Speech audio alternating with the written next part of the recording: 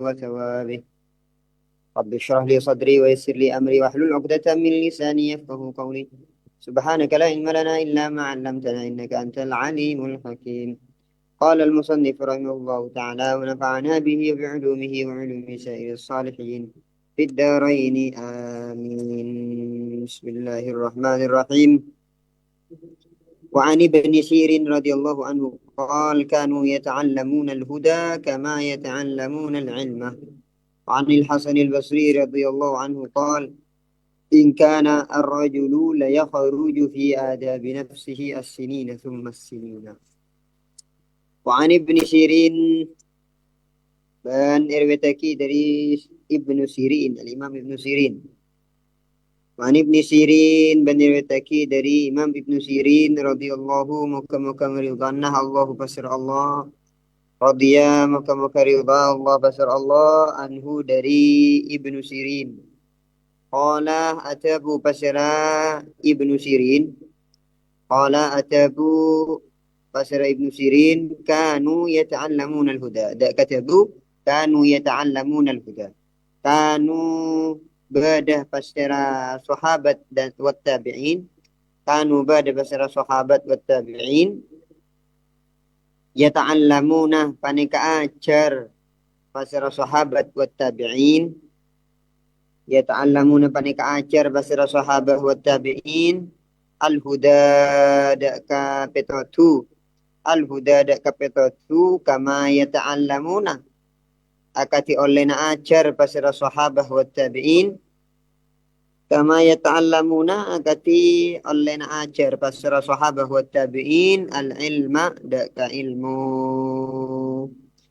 Al ilma daka ilmu.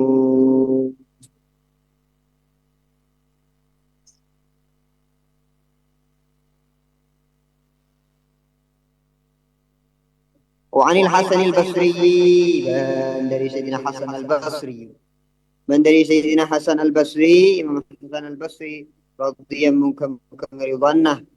Radhiya maka ngridana Allahu pasir Allah. Allahu pasir Allah anhu dari Sayyidina Hasan al-Basri. Anhu dari Sayyidina Hasan al-Basri. Qala tabu pasir Hasan al-Basri. Qala tabu pasir Hasan al-Basri. In kana in saungkuna kalakuan. In saungkuna kalakuan kana panika bedah. Kana panika beda ar-rajulu pasira orang laki. Ar-rajulu pasira orang laki la yakhruju yaktina panika keluar pasira rajul. La yakhruju yaktina panika keluar pasira rajul.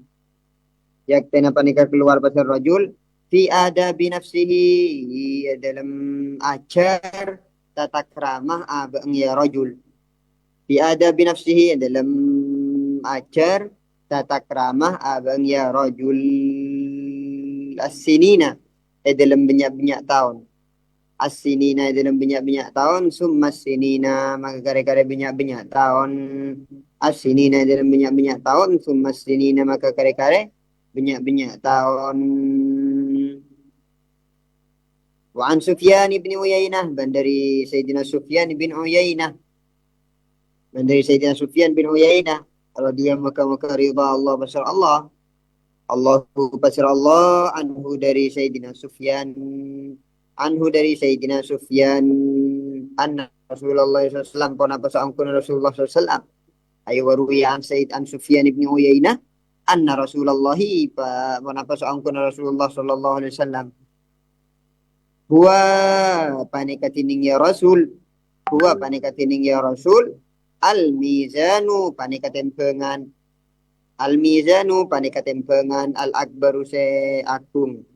Al-akbaru se akung wa alaihi baningata Rasulullah. Wa alaihi baningata Rasulullah tu'radu. Tu'radu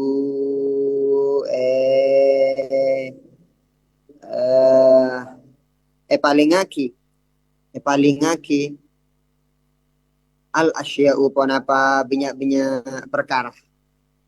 Al-asya'u panapa banyak-banyak perkara ala khuluqihi ngatas akhlak Nabi Rasulullah.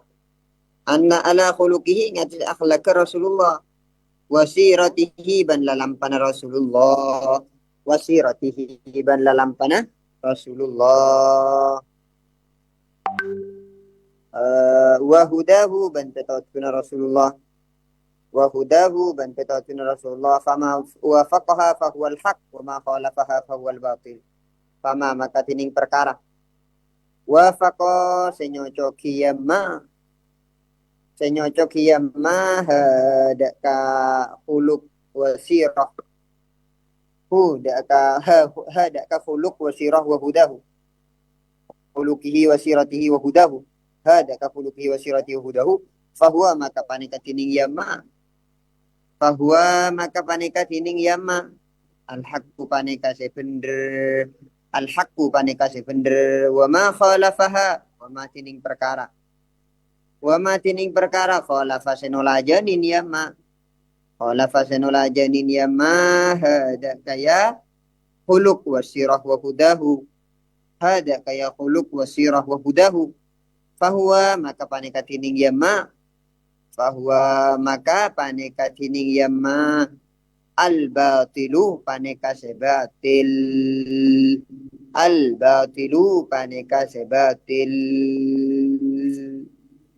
Jadi dikatakan oleh Sayyidina Ibnu Sirin, Imam Ibnu Sirin, beliau berkata, kanu yata'allamuna al-huda kama yata'allamuna al-ilma. Para sahabat dan para tabi'in tidak hanya belajar ilmu, namun juga belajar jejak langkah atau petunjuk daripada Rasulullah dan para ulama dari golongan sahabat.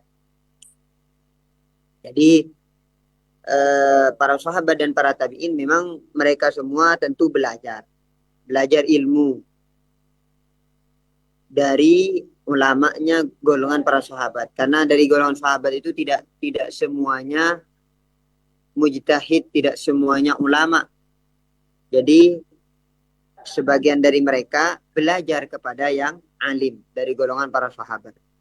Yang terkenal alim dulu selain Sayyidina Ali adalah Sayyidina Abdullah bin Abbas. Sayyidina Ali terkenal alim. Oleh karena itu Sayyidina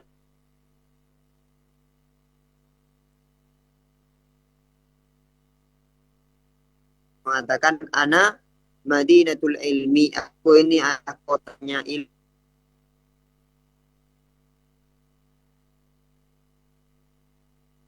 Ilmu itu adalah Sayyidina Ali. Tapi hadis ini tidak menutup kemungkinan bahwa daripada kalau dibandingkan kealiman antara Sayyidina Ali dengan Sayyidina Utsman, Sayyidina Umar, Sayyidina Abu Bakar, maka tetap lebih alim Sayyidina Abu Bakar, kata ulama. Tetap lebih alim Sayyidina Abu Bakar. Jadi kealiman yang disebutkan oleh Rasulullah itu sebagaimana diumpamakan sebagaimana pintunya kota ilmu, pintu kotanya ilmu. Sayyidina Ali itu bukan berarti mengesampingkan khalifah-khalifah yang lain, bahkan khalifah-khalifah yang sebelumnya. Sebagian ulama mengatakan memang lebih pintar, lebih alim daripada Sayyidina Ali. Begitu pula yang terkenal alimnya adalah Sayyidina Abdullah bin Abbas. Karena Sayyidina Abdullah bin Abbas ini langsung didoakan oleh Rasulullah.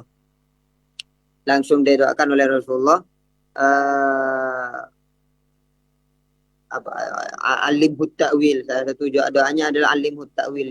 Ya Allah, ajarkan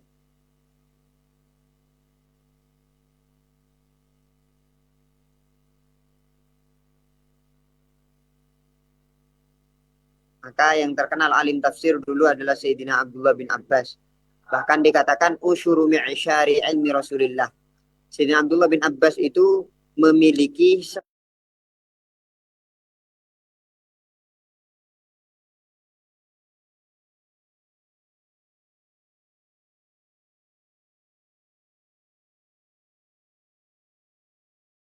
Abdullah bin Abbas saking alimnya beliau. Sayyidina Abdullah bin Abbas dulu mengajar di dekat Zam-Zam, di dekat sumur Zam-Zam, dan dikelilingi oleh sahabat yang lain dan para tabi'in, ya.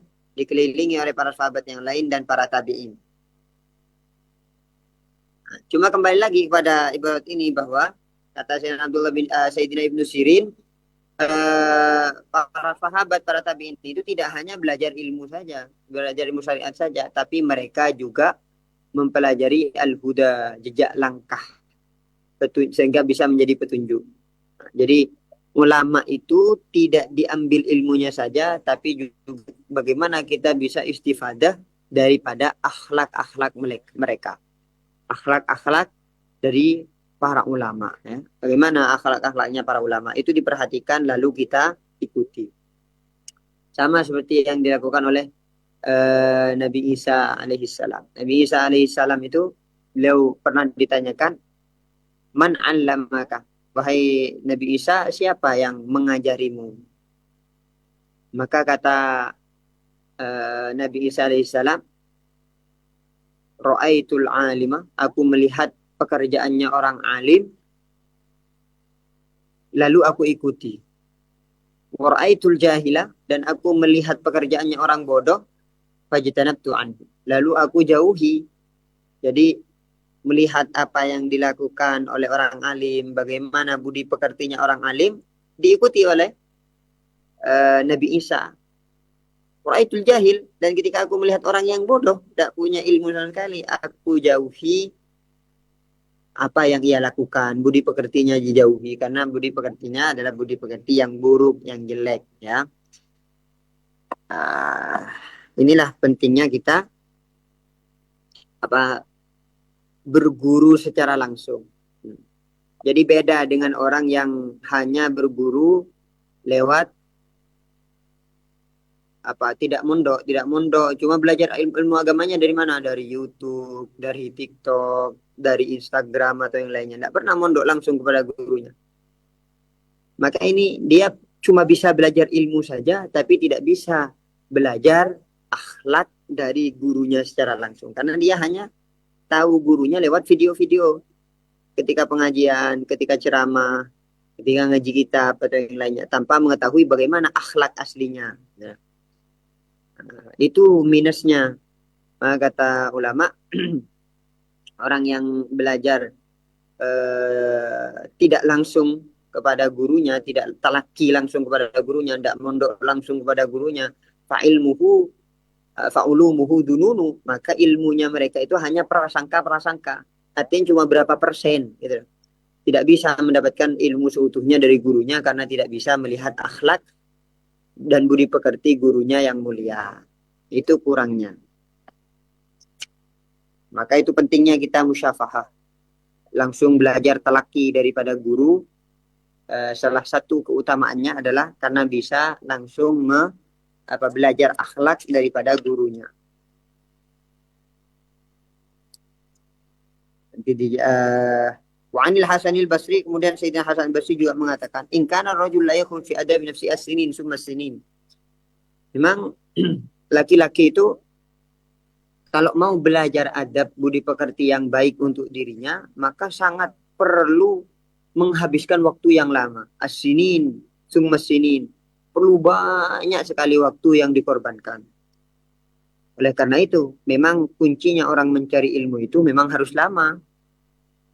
Ala la tanalul ilma illa bisittatin sa'umbika an majmu'iha bibayani zaka'in wa hirsin wa istibarin wa bulghatin wa irsyadi ustadin wa tuli zamani. Jadi kuncinya orang mencari ilmu itu ada 6.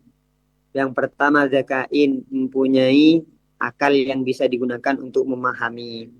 Wa hirsin, dan dia harus tamak kepada ilmu, harus rakus kepada ilmu, semangat dalam mencari ilmu. Wastibarin, dan harus sabar dalam mencari ilmu. Tidak mungkin orang itu langsung 1 tahun, 2 tahun langsung jadi alim, langsung bisa baca kitab, langsung paham kitab. Sulit, kecuali orang yang memang bersungguh-sungguh, ya.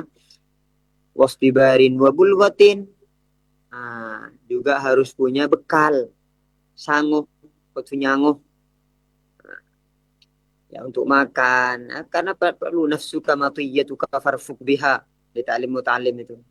Badan ini merupakan tungganganmu, farfuk biha, maka kasihanilah dia.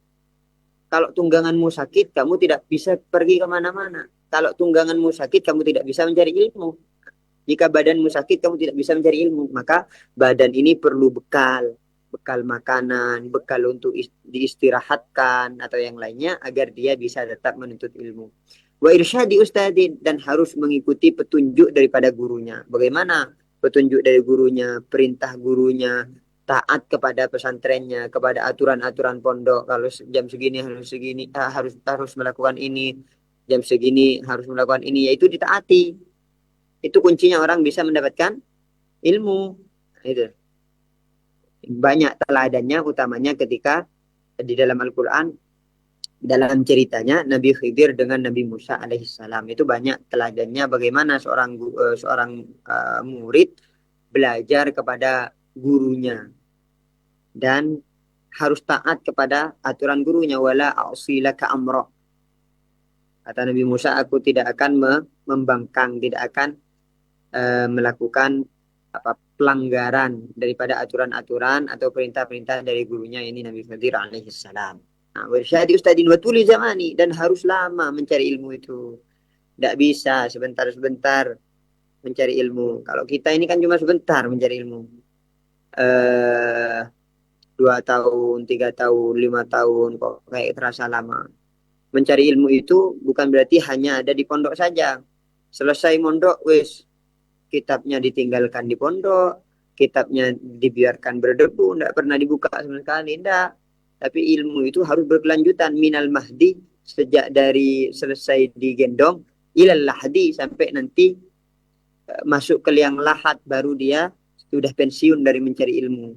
Maka harus terus mencari ilmu itu. Maka jargonnya Said Muhammad Alwi Al-Maliki itu terus beliau terus mengatakan mazil tu taliban. Sampai sekarang ini saya masih seorang santri, masih seorang penuntut ilmu yang haus akan ilmu, kata Said Muhammad. Sekelas Said Muhammad, padahal alimnya seperti itu. Tapi beliau tetap tidak lepas dari ilmu. Dan sebagaimana Al-Imam Abu Yusuf. Al-Imam Abu Yusuf ketika mau berhenti dari pondoknya Imam Abu Hanifah, izin dari Imam Abu Hanifah ingin berhenti mencari ilmu, mau kerja, maka kata Imam Abu Hanifah, la tufariq al-ilma walau kabat al-ma'isyata 10 sinin atau kama qala. Jangan kamu menghindar dari ilmu, jangan kamu berpisah dari ilmu meskipun kamu hidup dalam kesulitan selama 10 tahun. Selama 10 tahun ekonomi hancur, tidak nemu pekerjaan sama sekali, terombang-ambing akan kehidupan, banyak masalah. Maka kata Imam Abu Hanifah, la tufarik ilmu. Jangan kamu tinggalkan ilmu itu. Meskipun bekerja, tetap ibadahnya, tetap mencari ilmunya, tetap ya. Dulu saya punya guru di Sidogiri, namanya Ustadz Soleh Romli. Ustadz Soleh Romli itu kalau sekarang sudah jadi bagian dari MUI Pasuruan, Majelis Ulama Indonesia yang bagian Pasuruan. Tapi dulu sebelum itu beliau pernah jualan sandal di pasar. Dan jualan sandal di pasar itu yang dipegang adalah kitab setiap harinya di pasar.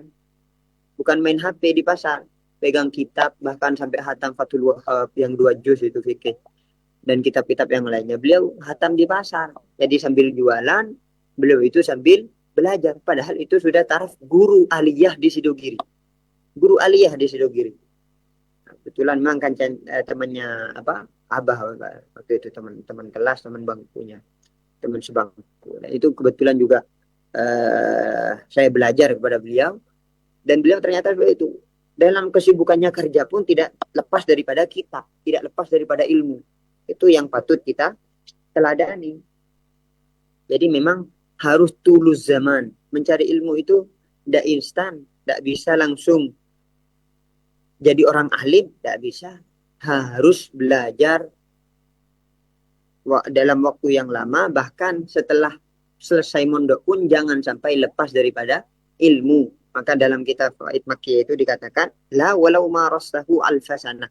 Meskipun kamu belajar 1000 tahun, kamu tidak mungkin menguasai seluruh ilmunya Allah.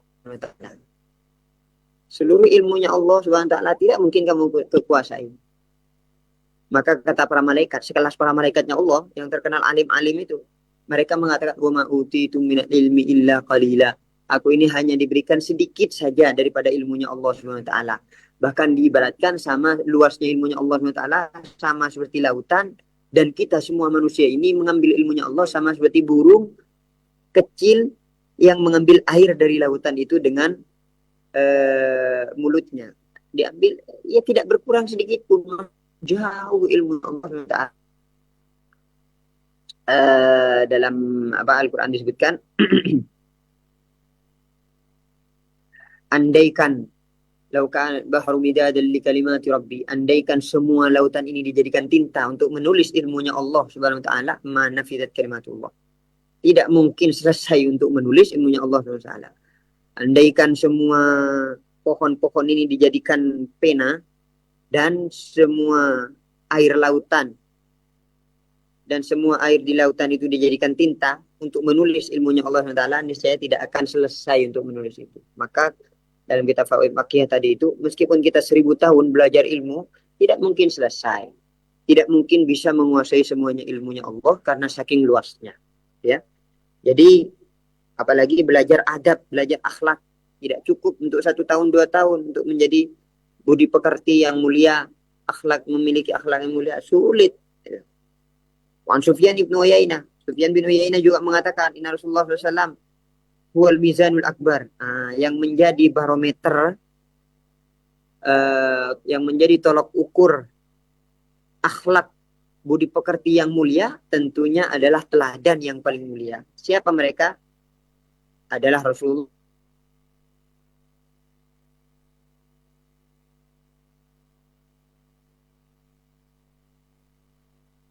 Kalau masih belum mampu, maka tiru para ulama. Bagaimana para ulama akhlaknya. Kalau makom kita belum nyampe ke Rasulullah, maka tiru para akhlaknya ulama. Maka dalam ayatnya, dalam Al-Quran itu disebutkan, laqad kana lakum fihim uswatun hasanah. Jadi tidak hanya laqad kana lakum fi Rasulillahi uswatun hasanah. Bukan hanya Rasulullah saja yang menjadi teladan, tapi juga fihim, para nabi-nabinya Allah yang lain juga menjadi teladan. Para wali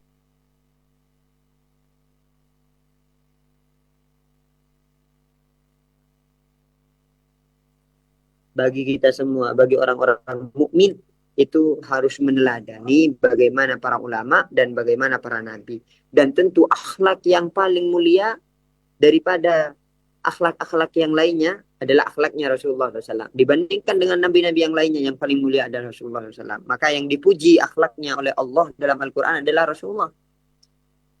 Wa innaka la'ala khuluqin azim. Wahai Muhammad, engkau ini memiliki akhlak yang begitu mulia. Yang memuji siapa ini? Langsung Allah Subhanahu wa ta'ala yang memuji akhlaknya Rasulullah. Oleh karena itu, tolok ukur barometer akhlak yang paling dibandingkan dengan akhlak-akhlak lainnya hanya satu, yakni Rasulullah Shallallahu Alaihi Wasallam. Bagaimana sirahnya beliau, bagaimana awalnya beliau, itu yang perlu kita teladani. Maka tergolong doanya para ulama, Allahumma rzuq kamalal mutaba'ati lahu zahira wa batina. Ya Allah, berikan rezeki kita berupa bisa mengikuti jejak langkahnya Rasulullah secara sempurna, secara zahir dan batin. Akhlak zahir dan akhlak batin. Bagaimana akhlak zahir badan kita, bagaimana akhlak hati kita. Semoga bisa semuanya. Nah, ini merupakan doanya ulama. Ya. Karena mengikuti Rasulullah merupakan tanda cinta kita kepada Rasulullah dan kepada Allah SWT. In kuntum tuhibbunallaha fattabi'uni yuhibbukumullah wa yaghfir lakum dzunubakum innallaha ghafurur rahim. Jika kalian cinta kepada Allah SWT, fattabi'uni, maka ikutilah aku, jejak langkahku. Bagaimana akhlaknya Rasulullah, bagaimana budi pekertinya Rasulullah. Yuhibbukumullah, kalian akan dicintai oleh Allah SWT, wa yaghfir lakum dzunubakum, dan kalian akan diampuni dosa-dosanya. Fama wafaqaha fawal haq. Akhlak atau budi pekerti yang cocok dengan akhlaknya Rasulullah, berarti benar. Kalau tidak cocok dengan Rasulullah, berarti salah. Ya. Cuma yang perlu digarisbawahi ini adalah tidak semua ahwal dalam kehidupan Rasulullah itu bisa kita tiru. Tidak semuanya. Meskipun Rasulullah merupakan wahyu, wa ma yantiqu 'anil hawa in huwa illa wahyu yuha. Semua yang diucapkan Rasulullah, yang dikerjakan Rasulullah itu semuanya berdasarkan wahyu daripada Allah Subhanahu wa taala. Namun tidak semuanya boleh kita ikuti karena ada sebagian itu yang merupakan khosais atau kekhususan bagi Rasulullah saja. Contoh, menikah lebih dari 4. Rasulullah menikahi istrinya, ada yang mengatakan 11, ada yang mengatakan 20 lebih. Namun yang ditinggal wafat oleh Rasulullah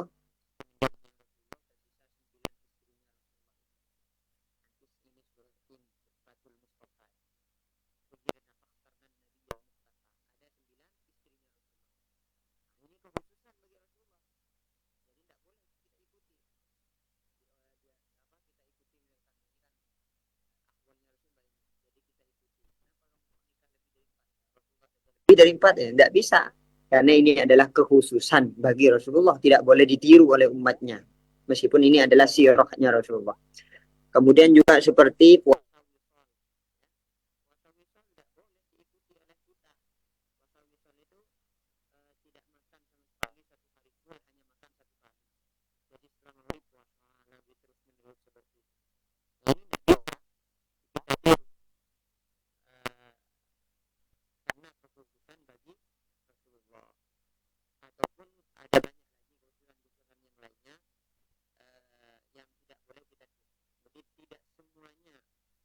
dipekerti Rasulullah itu kita bisa menirunya. Namun yang paling inti yang bisa kita tiru sebagaimana yang dikatakan oleh Sayyidah Aisyah.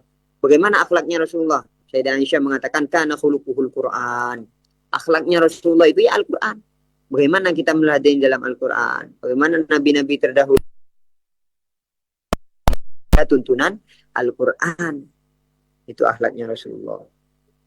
Nah, itu perlunya kita belajar sirah nabawiyah, bagaimana akhlaknya Rasulullah bersama keluarganya, bagaimana akhlaknya Rasulullah dengan para sahabatnya, bagaimana akhlaknya Rasulullah dengan non muslim ya, bagaimana akhlaknya Rasulullah dengan pedagang dan yang lainnya. Ya. Wan Habib bin Syahid qala libnihi ishabil fuqaha wallahu a'lam bisawab. Al